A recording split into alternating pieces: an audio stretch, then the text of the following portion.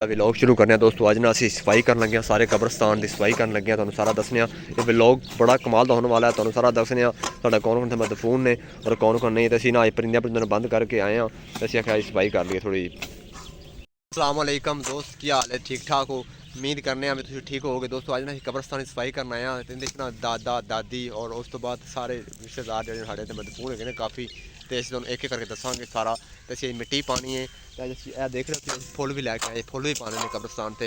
तो मैं बैठ लगा तकाफ 2 दिन बाद, तो इस पर मैं उस तो पहले सफाई कर ली, दुआई खानी कर ली, सारा कर लिया, उसके बाद जाके तकाफ बह जाना है। तो प्लीज़ तुम्हारी रिक्वेस्ट है चैनल सबसक्राइब वीडियो व्यू पूरा और लाइक करे आज मेहरबानी। तो तुम सारा दिखाने है। आइए व्लॉग शुरू करने। अभी सफाई कर रहे हैं दोस्तों, सफाई तो बाद बूटियां ही नहीं वढ़ रहे हैं साइडा तो ये ना सफाई की करो, ये अल्लाह की तरफ एक इनाम है। तो किन्ने खामोशों का शहर सोए ने, तो ये एक जिंदगी ऐसी है भी छड़ सारा जाना है एक दिन। तो बहुत ज़्यादा वन है, बहुत बड़ा तारीखी कब्रस्तान है।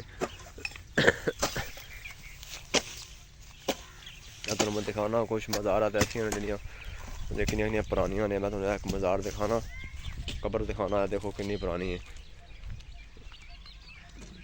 यह देखो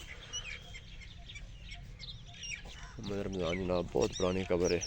बस अल्लाह ताला सब की मगफ़िरत करे, दुआ की है भी हज़रत आदम अलैहिस्सलाम तो लैकर इस वक्त जिन्हें दुनिया फानी से चले गए ने, अल्लाह सब की मगफ़िरत फरमाए, सब नू दर्जा बुलंद फरमाए, सब का खैर फरमाए। तो ये चक्कर लगाया करो कब्रस्तान। अज जुम्मा मुबारक है, रोज़ा मुबारक का तीसरा जुम्मा है। तो इस तो बाद तुसी इत्थे माशाअल्लाह आया करो।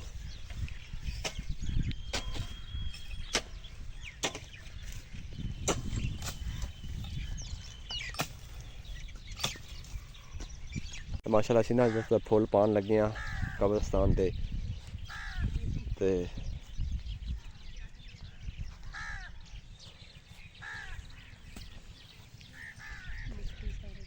बहुत लोग भी आ रहे हैं ईद की वजह तो। बस असी दूसरी कबर से पान लगे, असीं दोस्तों दूसरी कबर से पान लगे हैं। सारा मज़ार तुहानू दिखावा भी लोग साडा है ही है, पिंड दे परिंदे जानवर हर चीज़ दिखानी तुहानू।